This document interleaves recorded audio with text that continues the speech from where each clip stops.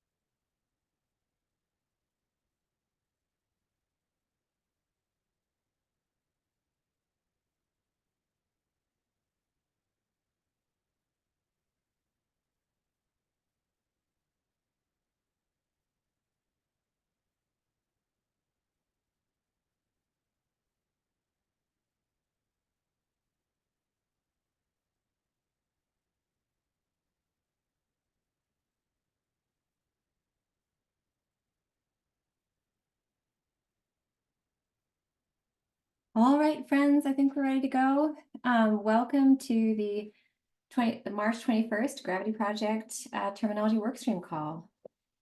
Folks will be rolling in over the course of the next few minutes, but we'll get started as we have some announcements. And we have a pretty great agenda. It's focusing on utility insecurity and energy insecurity programs today. Next slide.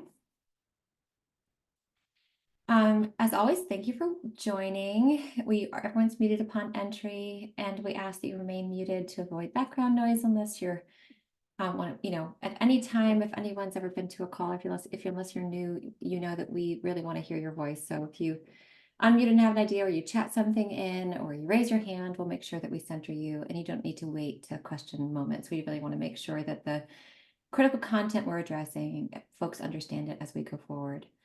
All calls are recorded. All recordings are available on the Gravity Confluence, and please participate and send chats to everybody. I haven't said this in a little bit, but if you send chats personally to me while I'm in like facilitator, moderator mode, I'll likely read it out loud or get confused. So if you just send it to everybody, then it's probably best. Next slide. This is the common antitrust practices slide. I do want to note, Sarah Bahal is doing double duty today as the slide promoter and link dropper and everything person. So just just a nod to Sarah Bahal, a critical member of our team, as Hamali is not able to be present today. So I'm just going to make sure that we support Sarah as we go forward. So this is the Gravity Project antitrust practices slide. Once we've moved through some of the work, we just to highlight the biggest top ones. Gravity Project and participants have the responsibility to comply fully with federal and state antitrust laws. Individuals speaking or providing written communication shall refrain from any discussion which may provide the basis for an inference that they've agreed to take any action related to prices, services, production, and allocation of markets, or any other matter having a market effect. And then we just want to make sure that we follow these principles in all of our meetings. And thank you. And next slide. Oh, and then, I always forget this project. I think I should put it on the welcome slide. If you can put again, and I know some of us have been here forever and some of us are new, your name and where you hail from in the chat. I am Sarah DeSilva, the Director of Terminology for the Gravity Project. And this way we can all understand who's with us today. It's a very short agenda. Just welcome, utility and security concepts, and then homework and next steps. We had a really great meeting last week. We're really lucky to have our subject matter experts in utility and energy and security help guide this work, and looking forward to talking about programs to address this concept going forward. We have a friend who will introduce himself, Ken Salyards from ACF, who is a longtime Gravity friend and a critical member of our Social Care Voice co-design initiative, a deep friend in other HL7 work, and as an ACF expert and staff member and voice, it was appropriate to have him here because, as you will see, many of the federal projects, I would say most, if not all, because most, not all, because there's some DOE projects to address this concept of utility insecurity and energy insecurity hail from ACF. So we're going to make sure that we center ACF in the way we define these programs, as they are the administrator of them, and we want to make sure that ACF authors the concepts that they originate. Next slide. And next slide. These are our all Project Gravity announcements. So we gave our annual update. You can find that on the Confluence. If those of you who were early here yesterday, I was saying hello to some friends who I saw yesterday at the IC10 Coordination and Maintenance Committee meeting. Yesterday, we ever so briefly, but efficiently represented the work we all did on digital literacy and requesting a new IC10 CM code for digital literacy to the IC10 Coordination and Maintenance Committee. The topic packet is available on the Confluence. We have all of our submissions on the Confluence. There is a public comment period, and there's also a form letter you can reference on the IC10 CM submissions page. So if you want to have your organization lend support to the critical need for the digital literacy IC10 CM, everything you need to do so is on the Confluence, and I want to thank Sarah Bahal for the generation and the curation of that site, because we couldn't do it without her. It was very well received, and again, thank you for those of you who were in attendance and who are members who were there to witness. Always inviting folks to the technical workstream meetings and the pilot and implementation meetings. The next implementation workstream meeting is next week. We will be presenting with the Partnership to Align Social Care on the new calendar year 24 HCPC codes for community health integration, principal illness navigation, and social risk assessment. And an expert from the partnership, Tim McNeil, will be presenting on the HCPC terms, and then I will be describing how they align to gravity SNOMED CT intervention terminology, almost by design. So that will be the topic next week, and we look forward to having you there. Next slide. You heard me mention the Social Care Voice Co-Design Initiative when I welcomed our friend Ken. Ken was part of the Social Care Voice Co-Design project. The final report is available on the Confluence. Our friends who facilitated and moderated that work, Health Begins, are hosting a webinar on April 3rd from 2 p.m. to 3 p.m. Eastern Standard Time. You can register at the link in the chat. I want to note that when I was at HIMSS last week in Orlando, the world was fairly abuzz on this report. I just can't underestimate how valuable it was to center social care experts. The issues and understanding on elements of assessment and critical new use cases to support social care expertise. I heard about them wherever I went. I realized my convenient sample of HIMSS attendees is very specific to Gravity, but I do want to note that Gravity friends and colleagues and partners are out there already leveraging this report for the good. So I'm very, very grateful for our expert friends who helped us create that vision and path forward. Next slide. These are our core use cases. Again, just documenting social care, patient-client encounters, tracking social care interventions to completion, and gathering and aggregating social care data for uses beyond the point of care. I do want to note that these use cases will likely be expanded as we integrate the findings of that Social Care Voice Co-Design Initiative. Next slide. And thank you to our members. We have lots of new members. It's really great. This slide is already out of date. We have critical representation from patient perspectives to our steering committee. One of them is a longtime friend who I will not mention unless they desire it. We have lots of new designated members. So again, from our Social Care Voice Co-Design Initiative, once we update this slide, the Community Action Agency that represented community action agency voices in the Social Care Voice Co-Design work is joining our operating committee as a designated member. Again, we were really trying to be accountable to that gathering last summer and ensuring we have representative voices across our leadership and governance models. So very, very grateful for our members and grateful for the work. Hi, Stephanie. Next slide. All right, next slide. So this is our multi-year roadmap, well known to you all.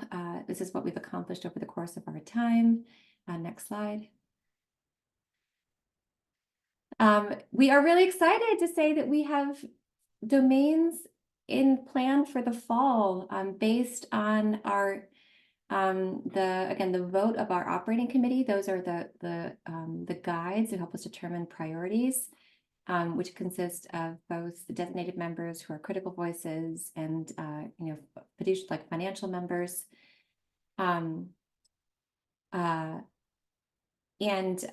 We have our domains picked for the fall. We are going to work on the Coding for Food HICPIC initiative. This was presented to the group here last fall, so should be well known to you. We also are focusing on the domains of language barriers and history of legal involvement and history of incarceration. So that is our fall work. And I do want to note that when it comes to having implementers tell us what domain is the most important that we have not addressed yet, history of legal involvement and incarceration is absolutely one of the most poignant. I cannot go to a conference and have someone not come up to me and ask me when we'll be addressing that. So it's good to have that on our roadmap. We do hope to address elements of assisting with organizing our gravity terminologies into a very gravity limited program taxonomy over the course of the latter part of the spring as well. Dear Sarah Bahal is wanting to make sure that everyone knows that if you want to access the slides, they are on the Confluence now. We tried to respond to the request for them last meeting, and putting them on the Confluence prior to the meeting if people want to download them. Will legal and domain include issues like having or securing legal documentation? As defined right now by subject matter experts, that would be in a separate domain, but we leave our SMEs to help us figure out the boundaries of that. As we always do, we'll be on a journey together, and of course you all will help us ensure that we get it right. But as defined right now, it's history of legal involvement and history of incarceration rather than histories of immigration status and securing legal documentation. If I'm understanding, Tom, how you're framing that. If I'm not understanding it correctly, would love to talk to you offline or on the meeting to make sure that I understand correctly. Tom, is that what you were wondering? Is that what you were thinking of when my reframing? That's part of it, but I'll follow up with you offline. Thanks. Okay, great. Okay. We are still working on our new use cases of social care payment and reporting in discovery phase. Again, this is a memberless section. And one of these new use cases, social care payment and reporting or intervention outcomes tracking and measurement, will be elevated to a new use case within the IG and terminology for the remainder of the year. That will happen ever so shortly. You can see the vote from the steering committee is very close. Again, everything else is happening all along. We're working on updates to the IG and the implementation affinity group. We just talked about that focus for next week. Next slide. Whew. Okay, announcements, dense. And now I get into the meat of our work. Next slide. Next slide. All right, so this is where we're heading. This is the rough template of like the most minimal template of what is the end product of our work. Codes, encoded documentation for screening, diagnoses, goals, and interventions. Next slide. This is our process. I'm not going to touch upon this too much, but this is what you all help us do. Again, we got a lot of really great feedback at HIMSS on our processes, a lot of feedback from friends in the HHS community on how the process you all undertake with us here is so predictable and grounded and evidence-based and consensus-driven that they trust that they can reference it. So thank you for being part of that and making it what it is. Next slide. And next slide. Here we go, into the meat. We're identifying phase. Next slide. We are Interestingly, moving along, we're about midway through our process of developing concepts for utility and security, right? We have one more purely identified, try to come up with things meeting. So we hope to have, when we come back next week, we'll have some concepts regarding diagnoses, both metadomains and subdomains, and goals, and then we'll round out our 4 activities. We have been addressing screening instruments. We're going to be talking about programs today, and they become the heart, programs and roles, and they become the heart of our intervention terms. And then we hope to come back again and talk about diagnoses and goals. And then we'll spend the rest of April and early May in end-to-end review and head into our consensus vote in mid-May. So we're on target. Because of the need to do end-to-end review, we really hope if anyone has any epiphanies or ideas for concept submissions, that they come to us by the 11th so that we can get a formal draft for end-to-end review ready for you. Because we do spend those 2 meetings just making sure that the master list as crafted is sufficient. It doesn't have anything extraneous or unclear, so that when we go into vote, we're all on the same page. Next slide. And again, the master you can find on the Friday, 5 p.m. EST, the day after the call. The domain is a bevy of information on resources and instruments, and so accessing it not just for the master list, for all purposes is a good thing to do. Next slide. Okay, next slide. These are our utility and security subject matter experts. Stephanie is with us today. I think this is the only person who's with us today from this crew. I know Diana is abroad in Europe, and Debbie, I don't think, could be here. Stephanie is only here for a brief moment, but rest assured, everything you're about to see on programs was passed through the wisdom of these individuals, and we have the bonus of having Ken from ACF on the call. And we do hope that ACF will help us make sure that we get the definitions and names for the programs that they administer correct as we go forward. All right, next slide. These are our working definitions, starting out with that concept of utility and security, which for now is including utility-driven concepts within energy and water. We have our working definitions of the energy and security, which we will refine and synthesize likely before we come back to you in 2 weeks, because that is part of our work on diagnoses. And we have landed that water access as a utility is within scope. Much of the screening approaches and even the programs that you'll see that the ACF administers have water as a utility within the set. So that that is what we are focusing on at this time. Next slide. We do want to note again, and we've been talking actually about this concept came up on the technology call yesterday. It's always good to ground ourselves in the customary scaling of the financially driven insecurities.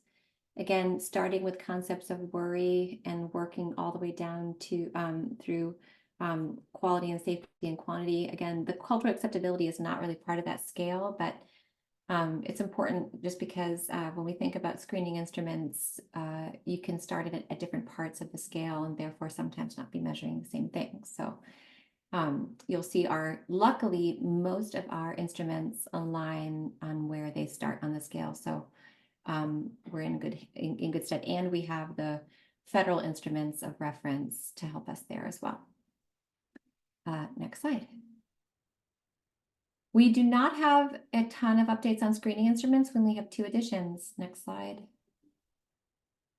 At this time, you all have reviewed, along with our subject matter experts, the Children's Health Watch instrument, the Accountable Health Community's Health-Related Social Needs Screening Tool, which was built off the Children's Health Watch instrument. That AHC HRSN is replicated on the AAFP tools and health leads. We have the VA ACORN screening tool, which is a little complicated because one of the questions includes phone as a utility, which is not customary, but the second question is really great. We have the New York City Household Energy and Health Survey. We have the Home Energy and Security Scale, which is that federal scale that I mentioned that talks about the gradations from worry to not having. We have questions from the American Housing Survey, which is again another federal instrument with very aligned methodology and questions and answers. We have Prepare, we have We Care, and we have two new additions. The 2024 Residential Energy Consumption Survey and the Phase 4 Household Pulse Survey. These are the Phase 4 survey is a federal instrument as well. I'm suddenly blanking on whether Residential Energy Consumption Survey is. I think it is too.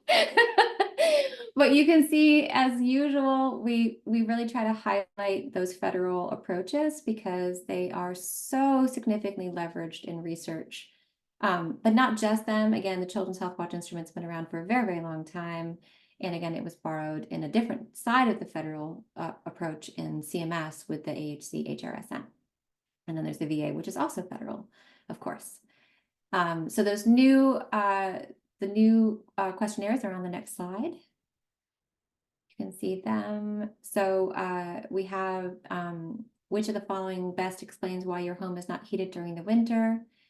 In the past year, was there ever a time your household was unable to use your main source of heat because any of the following events happened?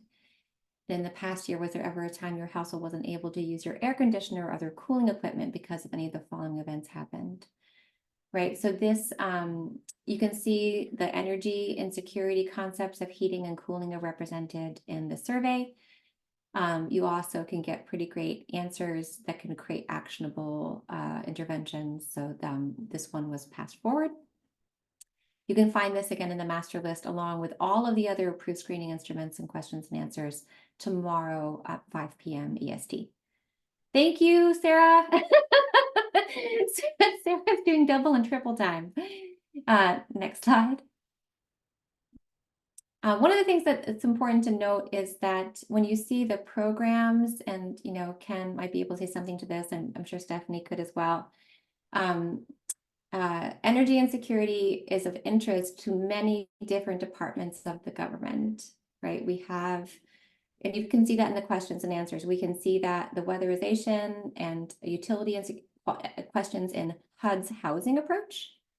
You can see them in the census. You can see them in the Department of Energy assessments.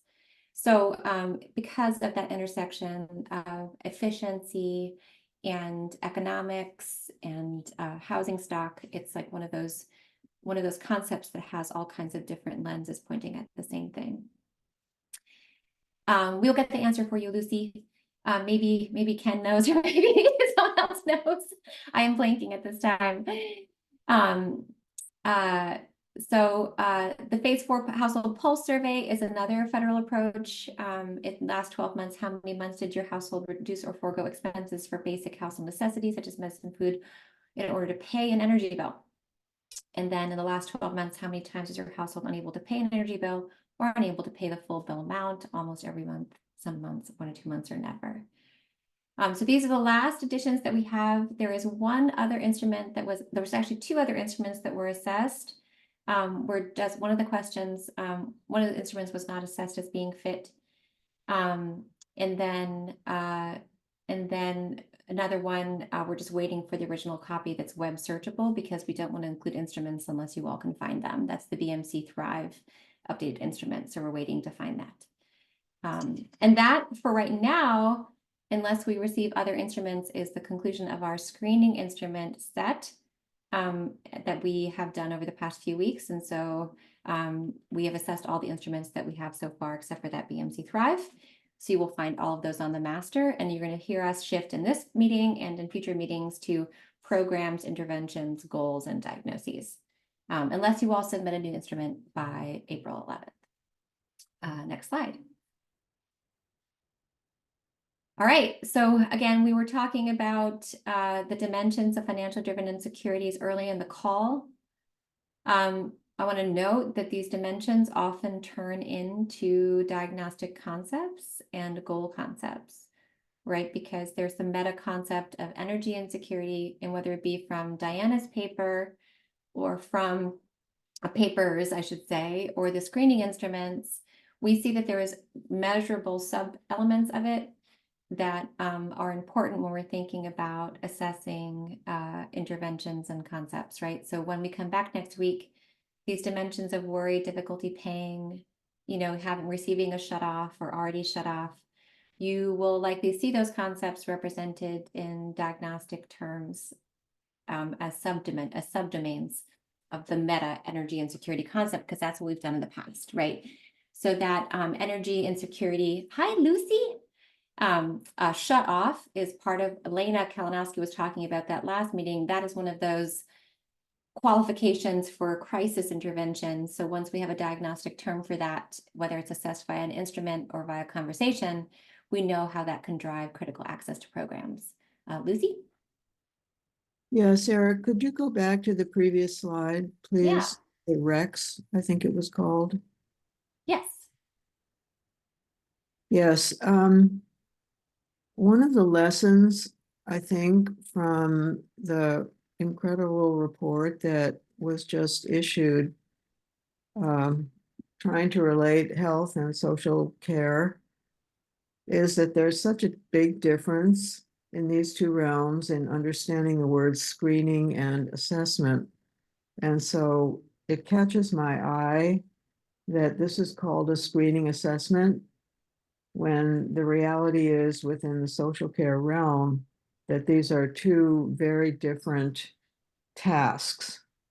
I have no idea whether gravity will ever influence how the federal government refers to their stuff, but I just wanted to note for the group that we probably will see this a lot, where organizations not as tuned in as we are now or hope to be about this distinction. So all of us, maybe in our separate realms, whenever we see something like this, maybe in a generation, we'll start to see more clear expression of what these questions are considered to be by the sponsor. Is this a screening to identify a risk and refer for further assessment, or what?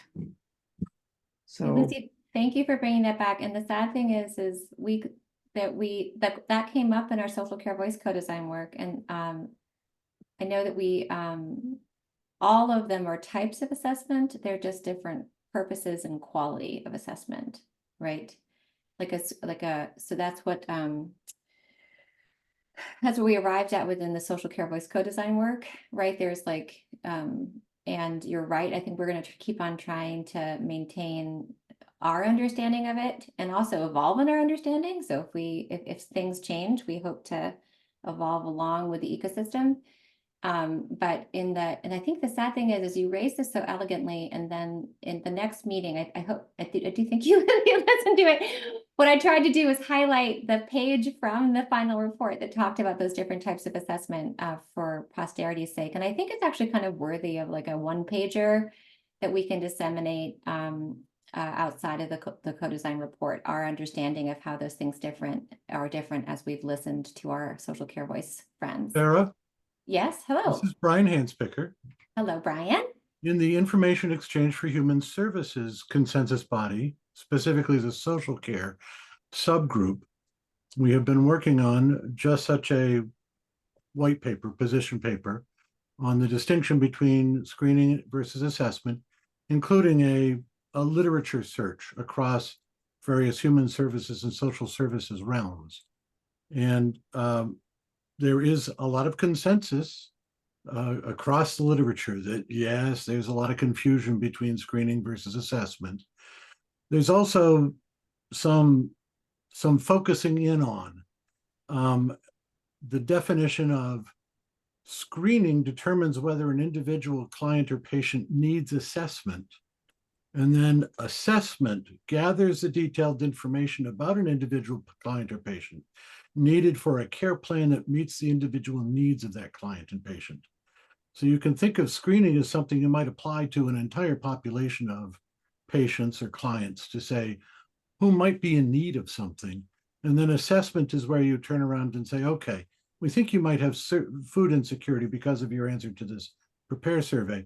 Now let's dig deep into what your real full breadth of needs are so that we can create a care plan for you.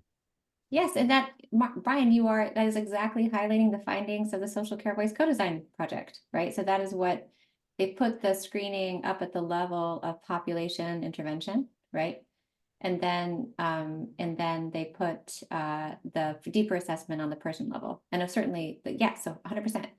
We are working on getting this approved through the process so that we can release it to the wild. Yeah, but I do feel like it'd be worthy to have Gravity take that abstract from the co-design report as well, since and make it a one-pager so that we can get it. So when people have like a question, we can point to precedent. Yeah.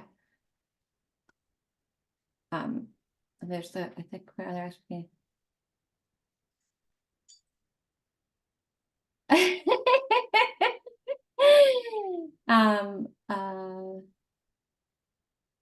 Okay. Oh yeah, so I think we're all actually kind of echoing the same things. Lucy and Brian and Alana and Samantha. yeah, we're all agreeing. And again, that is what is represented within the concept of a set. And I have to note, Elena and Ken were part of our social care voice co-design work, so they can attest to this as well. But yes, and again, I think we are an evolving ecosystem right now. It's great that we're aligned and we can make sure that we're centering the human-centered nature of like holistic and person-centered assessment as something that is different than the activity of screening for a ping. Right. There are so many things I screen for in a primary care setting. With the assess and they are often called assessment instruments, but that does not mean it's human-centered and responsive. Any other questions on the concepts? Sarah, we don't have to belabor this. We just have to be increasingly sensitive. I mean, Gravity is about language. And so it's important how we use language. And when we see potentially confusing or blurry language, my ears will always prick up about this now. And I'm not saying we're going to fix this at this meeting or even within our lifetimes, but I want to note that I don't know if Gravity will, like, I think right now, again, I think probably maybe even just the slide that we presented last time would be helpful, like, because is there something on this slide that is problematic? Because, like, just to understand, like, because help me understand. we can't change this slide because no, but I made this slide, right? I made this slide based on what we know to be true from the social care voice co-design work, that screening is a type of assessment. It's not all assessment. It's not person-centered assessment. It is a type of assessment. So we have the capacity to change this, but we're also building this from what we know and what we've been told from our social care friends, that this is the way we're codifying it. Well, maybe offline, social care people on this call could comment specifically, since you made this slide and I thought it was perhaps just copied from some federal document. No, we made it, but we made it again in line with the understanding we came out with from the social care voice co-design work, which was that. Okay, well, I'm not going to pretend that I am expert about what this slide should be called, but there are probably other people on the call whose experience and thinking about this for much longer than I have can comment about this if they want to. Well, Lucy, Okay. I will say, I'm kind of a fan of, I understand like blurry sometimes is unhelpful, but also sometimes blurry is helpful when it's trying to encompass complexity. And so I think like, for me, I kind of like the fact that it's called like screening assessment instruments, because the lines are blurry in terms of like, what does it really mean? You know, some screening questions are a part of assessments, and assessments can get at really specific stuff, and they can also be these broad biopsychosocials, right? And so I think like I'm kind of okay with the blurred lines of, and I'm only speaking for me right now, not all social services, but like for me, the blurred lines are helpful because it speaks to the nuanced complexity of what it means to understand someone's situation and the instruments and tools that we use to do that.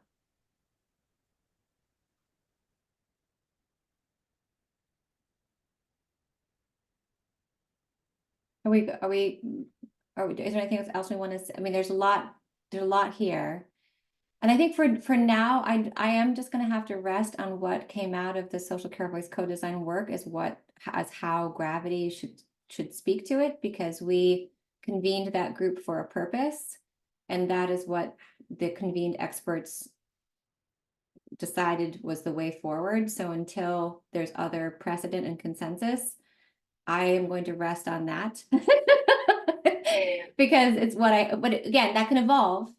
But for right now, experts from WIC and community action agencies and ACF and social services and 211 and Area Agency on Aging, and they told us this was an okay path forward. So I'm resting in that until something else, consensus wise happens. Does that make sense? Is that okay? Like just as I'm deferring to what came out of that process as how gravity is speaking to it until otherwise informed. Sounds like a plan. Okay. Moving on. Okay, next slide. All right. And then there was a question regarding stability and affordability, Brian. Next slide, actually, I think it was with the next slide. So stability is a concept. Stability and affordability are not all the same thing. The seminal paper on the dimensions of financially driven insecurities is written by Dr. Coates from Tufts. So we ground ourselves in that, and stability concepts are also often how the federal entities describe it. So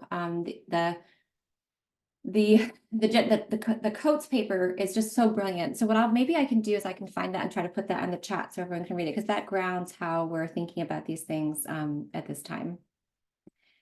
Okay, my brain is I'm just I'm having a working hard brain today. Okay, so if it's okay, I'd love to transition into the program conversations now that we've addressed instruments, so that we can talk about the programs that we're using to address these, the energy insecurity and utility insecurity. So next slide.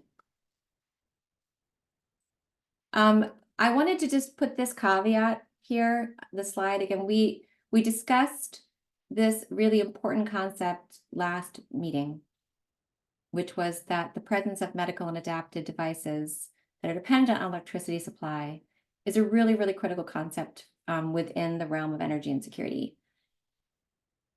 Of note, it will not fit as a valid questionnaire for utility insecurity, for energy insecurity independently. We can, so Evelyn is asking, there's ways to do that in the model. Yes, it's the same way as and is assessed on date. And maybe we can do, Elena, maybe you can help us with any timeframes that are important. Mount Dew is part of Diana's questions that she asked in her instruments. You can see I'm trying to read the chat. So we're trying to figure out how to include these in our value sets, because what we know about our work is that it's pointed to as a valid value set of reference for the domain of reference. Given that these questions that follow are not valid questions for energy insecurity, they're important supplemental questions. We're trying to figure out how to represent them. Right now, there's just a big highlighted warning sign on our master list. like warning, ye who proceed here. This is a critical question, but it is not a face valid question for energy and energy insecurity. We'll have to figure out what we do as a collective, whether we do this as supplemental implementation assistance on our implementation material section on the Confluence. We'll have to figure out what we do, but we just want to make sure that we highlighted it because it is so critical. Next slide. And I'm just going to go back to what Elena said. So Elena, in some of the questions and answers, there is how much you owe in Diana's research. There is a how much you are behind in debt question answer. Not all of the screening instruments have that as a specific type. It would be easy enough to we can do a search for it. If there is a standardized question that we know of that has those concepts, we'd love to have it. If we can trove in the ecosystem, like if there's a standard way that 211s ask about those concepts, 211 is a national implementation, and we would love to highlight that the same way that we did with highlighting all of the ways that HUD it highlights and assesses concepts within homelessness and HMIS.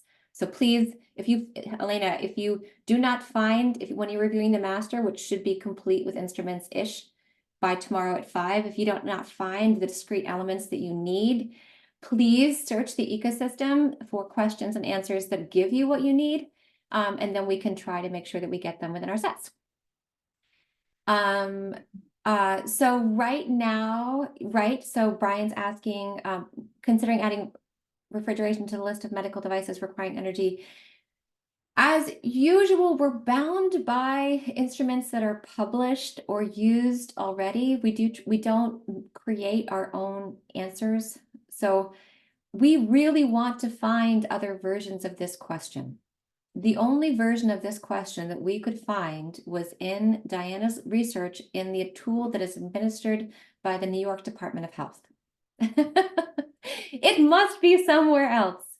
So if I can deputize all of you and your expertise to help us find other versions of this question that have more robust answers, that would be wonderful. We do know that refrigeration as a concept is critical. We can see that in the covered services and improvements within Medicaid waivers, especially very clearly detailed in the White House SDOH strategy briefings and the reimbursed services that are happening in waivers around the country. So if you find other question and answer sets that include refrigeration, please let us know. I imagine it could be included in other medical device. Can I ask, and sorry, this is a stupid question, but like, as far as No like stupid questions. other sources, so like, for instance, in San Diego, because, you know, California sets on fire all the time. Yeah. We have our public service safety shutoff for like our utilities get shut down. They have the rolling brownouts for basically when high risks of fire. Yes. And so Lucy has talked about this, your friend. yeah. Yeah. So one of the questions that comes up, because we, of course, as 211, we are contracted with our utility company to do the screenings. One of the key things is like refrigeration because of medication going bad. And so it's part of, it's not like national, or it's not like a standardized question, but it's like embedded because it's required for public safety shutoff reimbursement and stuff like that, to know if you need to refrigerate like medications and things like that. So so you're saying there's a way of discreetly assessing that with this within California is what you're saying, related to. Yeah, I mean, but it's like specific to like San Diego Gas and Electric. You know what I mean? But that's okay. I mean, this is the thing, like, as long as I can point to it. Okay. Right? I mean, we can. I mean, again, we just don't make things up here. If we can attest that it's been used somewhere effectively for a specific use case. And I do want to note, we had a really important conversation regarding that exact concept because Lucy was highlighting it, like when you don't have energy because it's been shut down, right? So please submit them. We'd love to have them. Send them to us, everything. And please, like, write your state. I mean, I reached out to the CDC. If we can find better versions of this concept, please let us know. We'd love to highlight them. Does it sound, do you all feel sufficiently emboldened to go out and be fellow researchers? I hope you do. We need you. Yeah. Sarah, Yeah. it's really interesting that you turn to the CDC. Gravity, I would hope that Gravity develops an approach when this incredibly multidisciplinary group comes up with something that we think needs to be done, but nobody's done it yet. Yeah. So Yes. if you approach the CDC or the APHA or all the health officers in America or whatever, Yeah. and they can't help us, then we should have a reply, which is, we can only go this far, but when we do, look how it influences the discourse. So if you could please help us go further, Yes. we can help you. I love that. And I love that. I think that question, if we've talked about all those federal approaches, right? For screening, like, why isn't this question in there? Right? It seems like a really important one. I hear you, Lucy. Yes. Yes. I love this. Okay. Next slide. Okay. All right. So this is the working definitions and measurable dimensions. And so now we're going to go into programs. Next slide. This is the I just want to honor. So Ken, you weren't here last week. Last time we praised this beautiful ACF video on utility insecurity, a webinar on energy insecurity in rural populations that we all the terminology team watched for an hour and a half in order to make sure that we were representing rural needs sufficiently. It was great. Next slide. Sounds good. Yeah, it was a good one. Next slide. Well, I think Sarah's probably doing. It's frozen for me. Is it frozen for you? Can you guys see the next slide? No. Oh, Now here we go. Okay, now we can. Next slide. Again, Sarah Hall's doing triple duty. So there is what we did with our SMEs, and again, is thinking about utility insecurity right now is that concept that includes energy insecurity and utility-driven water insecurity. And thinking about a need to create like parsimony and like frugality when it comes to proliferating terms, just because the terms we create, we really want to make sure that they get used. We have a set of concepts that are general and could apply to both energy and water needs. You'll see then we have specific programs for energy, and then we're going to do water next week when we come back. We had an existing program for utility assistance program that we defined before with material hardship. The problem is that original definition only included energy, and so we will have to amend it to include water. And you can see that's why that's highlighted. We are a learning group. We are learning. That material hardship work was like, it was 3 years ago. It was a while ago. And it was not led by utility and security experts. It was led by material hardship experts. And so then there's these other types of concepts. Again, this is not the federal concepts. These are general concepts that could apply to both water and energy, if not further defined, right? So we have utility deposit assistance, utility activation fee assistance, and utility reinstatement fee assistance. And then, what I'm going to do is I'm going to run through all of them so you guys can see the full set. And then this is the first of many times we'll be talking about whether or not they're sufficient. We really want you all to let us know if you feel like they're insufficient. We want you to review the master. We want you to pick apart our definitions. All of our definitions have to be cited. There has to be some kind of reference we can point to, and usually a government reference. So just know that that's one caveat, is I have to be able to attest to SNOMED CT that this is the reference for this term, for the definition.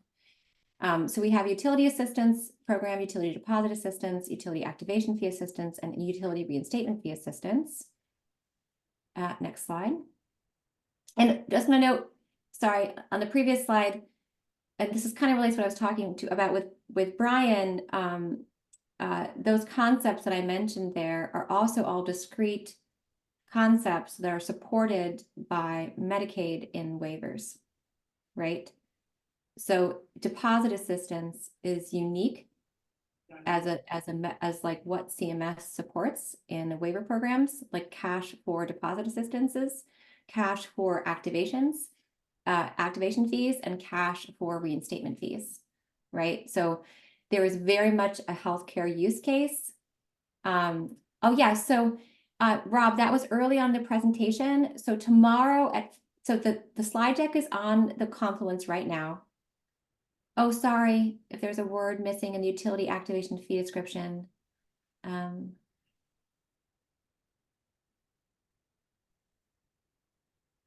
Oh, activation. Yeah, you're right. There is. Sorry, Tom. That's me. My apologies. So Rob, tomorrow I'll fix it. Thank you. So Rob, tomorrow at 5 p.m. EST, the master list, which is the spreadsheet of everything we're presenting here in the slides, is available on the Confluence. Members of the meeting and members of the Gravity community download that master, look at it, look at the references, look at the terms, and then what they do is the best way to do it is to email us formal comments, because we track every single comment and resolve it formally, right? Right now we're still in identify, so it's not as formal. You also can just make comments in the meeting, and we try to do edits and cross-check them with SMEs. Once it gets into end-to-end review, it's a lot more formal, but the master list is available on the Confluence tomorrow at 5 p.m. EST and is the best way to review everything in toto. Thank you, Sarah. Okay, next slide, or now, or just comment now. This is the honorary slide to Ken. Again, Ken has been a friend for a very long time, a Gravity colleague, and we're grateful for him. Yeah, so that one, so Rob, that's the last one. There'll be a new one next. The one representing this content is available tomorrow. So we cannot talk about energy insecurity and water insecurity without highlighting the critical programs from the Administration for Children and Families, Office of Community Services, Division of Energy Service, utility and security programs. It might be services. I might have forgotten an S, and my apologies. It's been a week. Can keep me honest. I want to say I thought I had favorite federal programs because I'm a USDA food insecurity former farmer. I think ACF, OCS, DES, and all the programs under their family are my new favorite. Ken, I have never seen a more easy to navigate or mission-driven, user-friendly website talking about how important their programs are, and I think it's an honor to ACF. Score one for the feds. I know, Ken, it's amazing, right? So I really encourage all of you to follow our links, to explore the ACF OCS programs, to explore the LIHEAP clearinghouse, which has every state by state snapshot of all of the utility and security, energy and security programs available in that state, from federal to state to charitable to utility and security. Like, it is amazing. It is literally amazing. Like, just huge props to the LIHEAP, and it's just so much information. And I have to state that one of the FAQs actually uses the word hullabaloo, which made me love it all the more. So big fan of LIHEAP. So LIHEAP is the Low Income Home Energy Assistance Program. There's this mission statement, which is different than the definition, which is helping keep families safe and healthy by helping households with low incomes lower their energy costs, which helps, I think, us all understand why it's in the ACF family of programs. There's also a lot more in the ACF family of programs, but the Low Income Home Water Assistance Program is also there. And then please go have a fun time. I find it really fun. I think it's an amazing website with an incredibly robust set of services. Again, the LIHEAP state snapshot is just remarkable, just as a reference. There's also, you'll see, very specific programs for understanding how consumers can engage in these programs that are offered by ACF as well. Now we're going to go into them. Next slide. All right, there's a lot here. So we know utility insecurity is broken down into two subconcepts for the purposes of our work: energy insecurity and water insecurity. The programs we'll be addressing today are just in the Energy Assistance Program family. We talked about our meta utility insecurity definitions that include water. This is just focusing on energy. LIHEAP is not bolded because we presented it before. What I want to hold up here is that our former definition came from benefits.gov, which is a federal resource. And so you can see it in italics. So one of the things we're wondering, and you all can help us, is whether it's helpful for implementers to see who owns the program and include that in the definition. And one of the things we want to explore as we work with ACF is how they want these programs to be defined. Again, we've always deferred to the program of reference for definitions. We did that with USDA, working directly with the USDA. So the definition at top comes from ACF web pages, includes the ACF title. And then I just want to note that we're working, we want to make sure that Ken and all of his wisdom and all the wisdom of ACF is represented. So these are works in progress. So there's the general LIHEAP, and then, hi Lucy, yeah? Yes, definitely include the origin of things. Yeah, no kidding.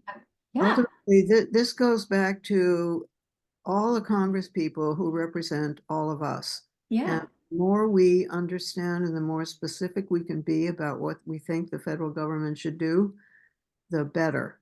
And this is a great platform to be learning about this. Yeah, Rob's comment is noted. Yeah, Going to receptions for people who want us to vote for them. yes, and Rob notes that agencies and programs can change all the time.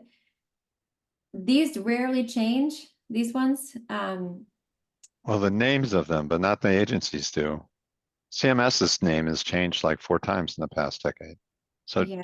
I'm just saying, yes, you need to track them, but just recording the agency that's responsible for it at the time you look does not mean that agency will even exist as that name, even within the same administration, but definitely across administrations.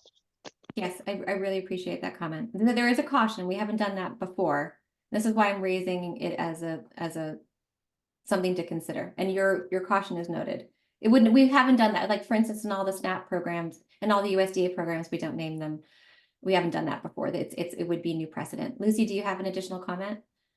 Or is your hand still up? Okay. No. Okay. So far, what we've done, because what you'll see if you look at the state snapshots, and Ken can speak to this better than anybody, is we've broken down the different types of assistance available within LIHEAP because states operationalize it differently. So there isn't one universal manifestation of how this happens. So we have heating assistance, cooling assistance. Fuel cash grants is called out specifically because that was the way that it was non-utility based forms of heat such as wood, propane, and natural gas were called out in the webinar. And Sarah's perhaps mainly providing the originating program, which the definition was created from. Yeah, and that's what we did here. But we can figure that out. And then there's the low-income home energy assistance program, crisis assistance. And crisis assistance is partly what we can hear our friend Elena Kalinowski talking about over and over again, because there's very specific criteria depending on the state you're in about what crisis means, right? Different qualifications.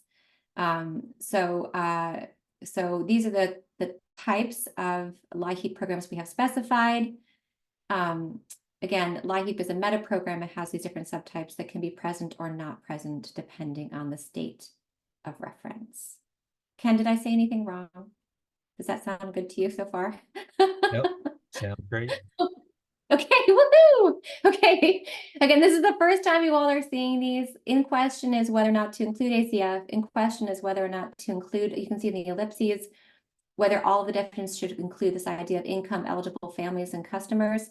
We'll figure this out over time. This is just beginning. Next slide.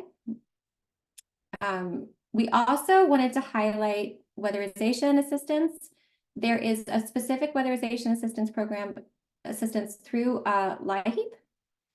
Again, because of the intersection with housing quality and energy costs and the goal of energy efficiency that's commonly shared across multiple administrative programs, including the Department of Energy. Our previous weatherization assistance program is just any weatherization assistance program. This is the LIHEAP specific one. All right. Okay, and then next slide. We're at 5:02, so I do want to make sure we get through.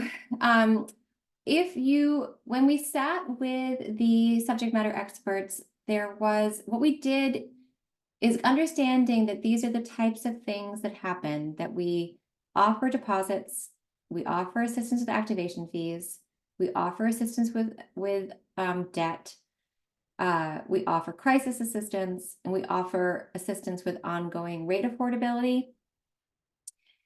What the SMEs sat down with, they sat in the complexity of how, like what can be nationally represented, because state by state implementation is a variable. What is most important, and our SMEs really leaned on into the idea that it's really like, just like with food stamps, the programs that give you consistent decrease in cost are really important to know and refer to and consider. So across that you have LIHEAP, which is offering the funds from the feds. You have state programs that offer reduced cost on utilities month to month. You have state programs that offer debt forgiveness. You have general charitable assistance programs, which tend to not do either. They don't usually do rate affordability programs, so the SMEs did not feel like that needed to be elevated. There are a host of really critical energy company assistance programs, many of them mandated by regulation, different by state. But you have general energy company assistance programs. Again, there's always going to be that general bucket. And then there's going to be specific things. So Sarah, that'd be great if you can show us precedent for that. We tried to have our fluffy buckets up we have the utility and security program. So if it didn't rise to precedent to include as a term, we do have things you can call it without specifying. So, but send us precedent and we'll try to see how we work it in. And of note, there's some new terms here. So in the energy company programs, structured payment plans. So those would be under the rate affordability programs, Tom. Diana is an incredible expert if you look at all of her papers, she has like 2-3 different papers on different types of rate affordability.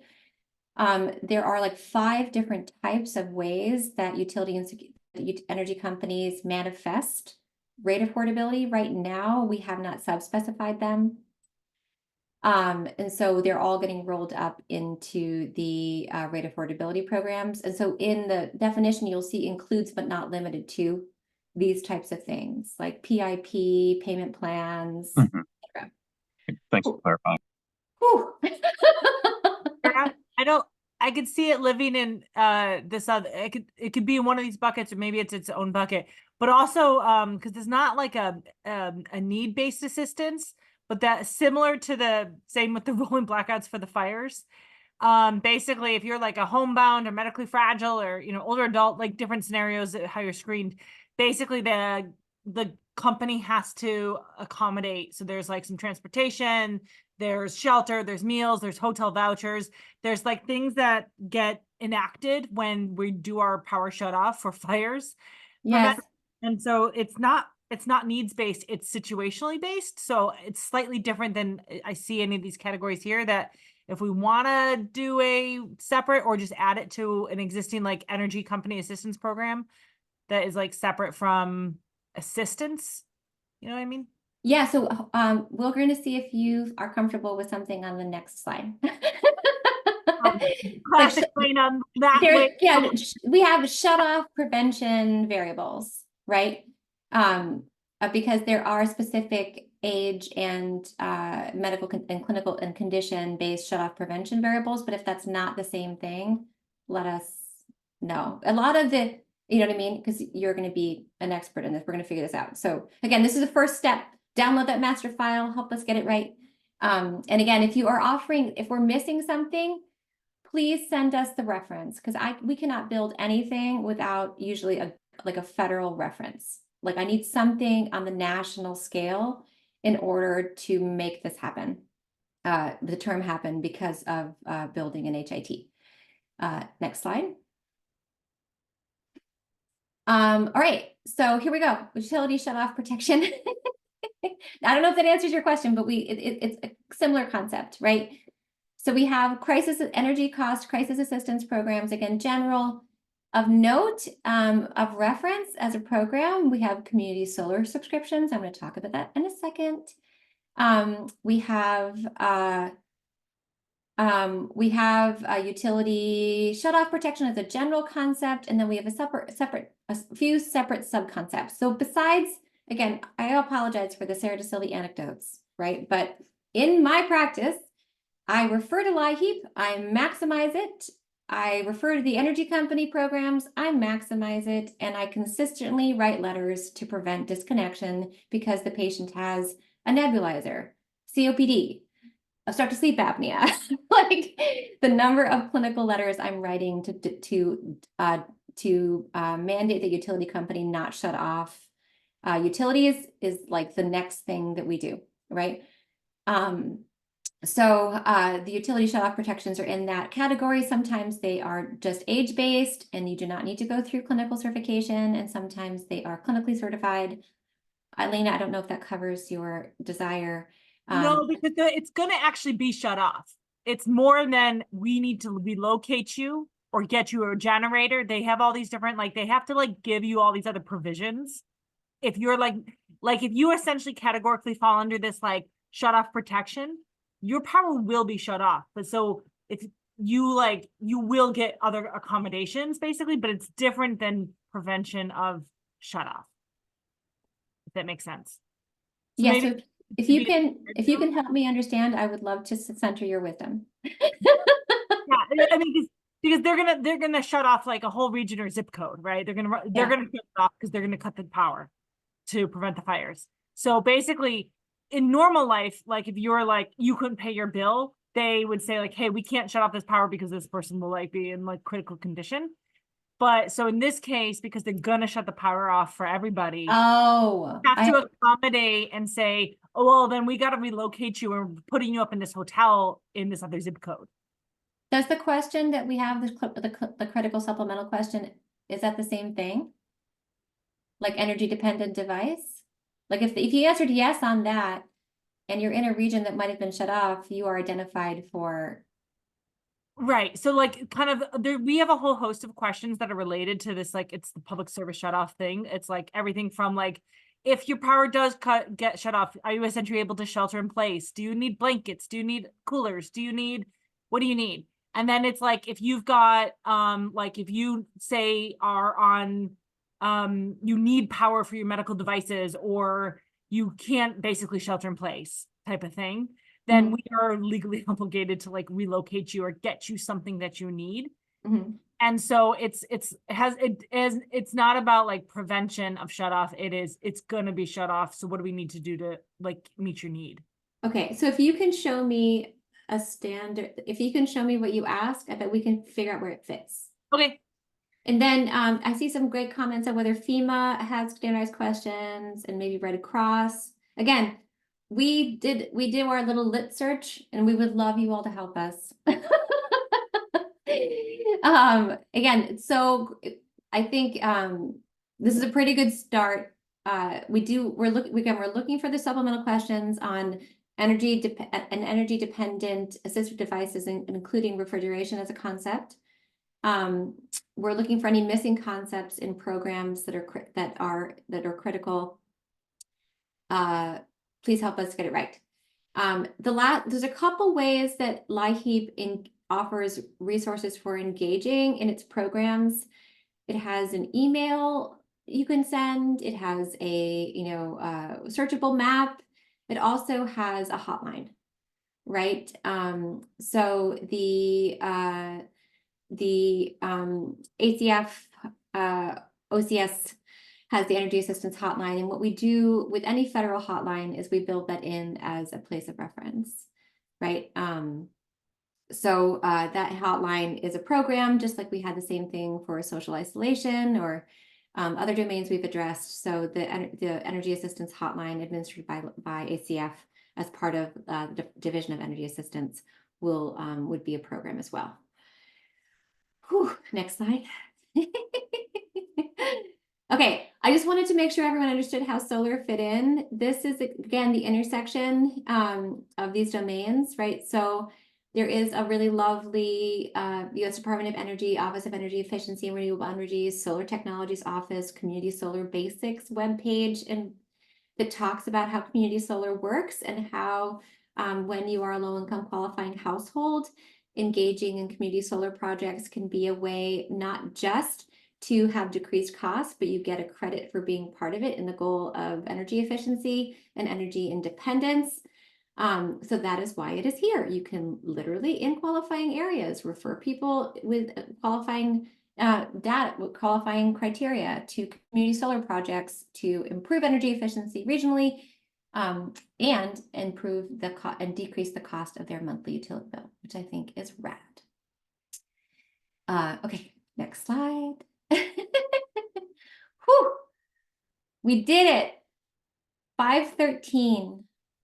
Okay, so I asked you all to stay with me as we went through all of the programs. We have some pretty good ideas, things that we're missing. The thing, like, it might be helpful to show you because Rob was talking about a logic tree. So again, the logic tree that we came up with was federal through when it comes to like how to group programs and name programs was federal. And this actually mirrors exactly how LIHEAP does it in the state clearinghouse, FYI. It's exactly the same way they organize it. We have the federal programs, which is the way the state administers LIHEAP in that state, which is unique to that state. We have state programs, which are unique to the state. But again, on the state clearinghouse, there are state-by-state versions. We have utility energy company programs, which are often guided by state regulation and are unique to that state as well, insofar as the type of programs they offer. And then we have charitable programs, which are usually just crisis-based. So it was thinking about that, and again, thinking about highlighting and ensuring that we named those programs that, number one, give you ongoing support, and number two, are critical in crisis situations. Number three, supported by reimbursement with through healthcare entities. And if so, it was like this, like, do we have enough to do one? Do we have enough to do two? Do we have enough to do three? That created our current program approach. And we would love to have you figure out if it's sufficient. Next slide.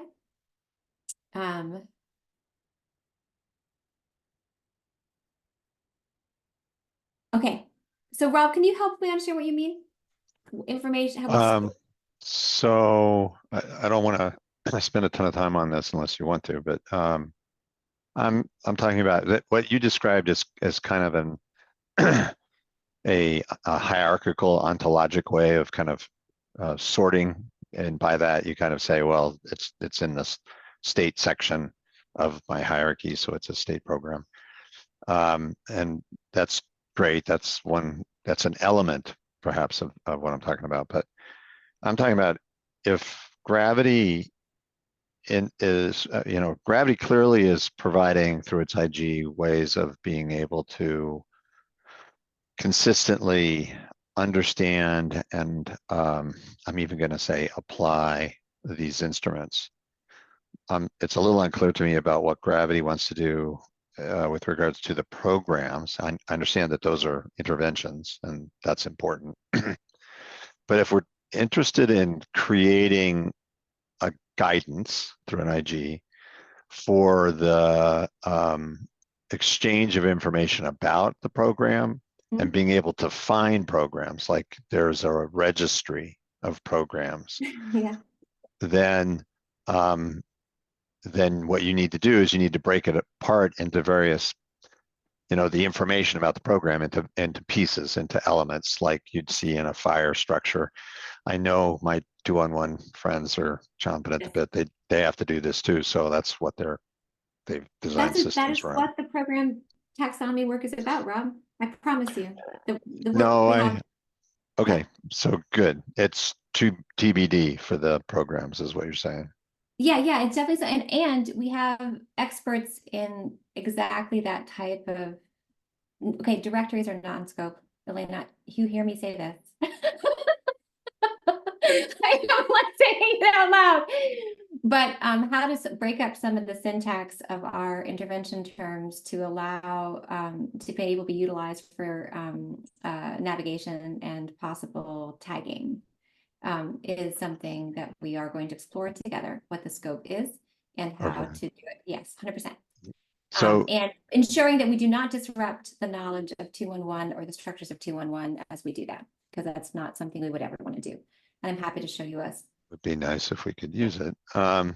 So well, and we can talk about I guess it was in the quote, directories are not in scope. I'd actually question that. Yeah, so that is not I'm just saying it's not within scope for the program taxonomy work, not that it's not within scope for gravity. Yeah, well, gravity may say that, but it's actually building one. We could talk about this offline. Okay, that is a whole, I look forward to having the program taxonomy work in public very, very soon. And we will discuss all of this together, very much in the similar space to Well, this. if you're making a list of all of the programs and associating the instruments with those programs, you are in fact making a registry of programs. Kind of, Yeah. not really. I mean, I'm- Elena. Yeah, I understand that anything that we would do would be incomplete with regards to what programs offer. That's not a reason to say that you don't have a registry of programs. Yes. Okay, what I know is that we are about to have just this conversation in public with all of the friends that care about it. Okay. With meaning everyone here and otherwise. So very prescient, Rob, per usual. And I can't imagine a better friend to help us get it right. So luckily we'll do this all together. Any other questions? Oh, hi, Sarah, yes? Yeah, I just think I was just thinking with my clinical hat, like, I mean, obviously there's going to be care coordinators that might be using the program definitions really more than anything. But maybe considering like the simplicity also that might need to happen, because again, if we have too specific, then it still may not get used. And we're building then all those programs that people probably aren't going to pick, you know what I mean? Unless you're specifically, I guess, connected to that Yeah, I'm organization. yeah, so I'm gonna just hold space for the fact that this conversation is gonna happen in public in a very good way. And I think with experts from across the ecosystem, not that we're not experts here, but it is coming soon to a public call near you. Because certainly there are experts on the call on how, and I will not call them on how granular some of the data that health systems want are, far more granular than we specify to, right, regarding program type. So we'll get there very soon. You saw it on the roadmap, right? It was there. I promise. I promise. Okay, for right now though, I really hope you all can help us possibly find an additional energy dependent medical device question and set of answers that maybe have refrigeration as a concept. We've had all kinds of ideas on concepts that are critical for specific use cases, such as, the energy shutdowns that happen related to fires in California. We've had concepts on possible community level programs that are missing. And Sarah and I had a conversation via the chat that if you look in the state, again, we put the state snapshots in the chat. It is a really wonderful way to see how unique the different states are and how they operationalize it down to the specific, utility insecurity, energy utility companies that have what they have to do by reg. I want to thank our friend Ken from ACF for coming, longtime Gravity friend. Really grateful. And again, if I can specifically just hope that again, our job our custom at Gravity is to center the definitions of the Department of Reference. And so we may want to make sure we get those right. And next slide. Whew. My brain worked hard today. I'll see you in 2 weeks here. And again, we hope to bring back some of those diagnoses and goal statements next week. And then we'll be working on at least a complete activity set. We hope you all download again that spreadsheet, the master list tomorrow, and help make sure that we get it right. Again, definition changes require references, national references. No one on the call is more expert in this, I think, than Samantha Morton, who is amazing. She knows now. I don't know if she's on the call anymore, but I said, hi, Samantha, you're the best, man. Every time she has the government reference every time, the national reference. Thank you, Samantha. My pleasure. And thank you and everybody for the incredible work that's happening. This is a very inspiring meeting. Aw, thanks. Yeah, those again, we really are grateful for all of you. Again, we need references if we're going to do anything. Anytime we build a concept, I need to be able to point to something for SNOMED CT. We'll see you next week, maybe on the implementation workstream. It's going to be a terminology focused meeting. Come to our technical workstream meetings. Thank you all for your investment and engagement in helping get this work right. And then, please do comment on the new IC10CM term for digital literacy. That is instructions on how to do so are on the Confluence. That's one of the critical steps in ensuring our terms are available for use is getting them approved. We will see you in 2 weeks. Thanks, Sarah. Okay, bye. Bye.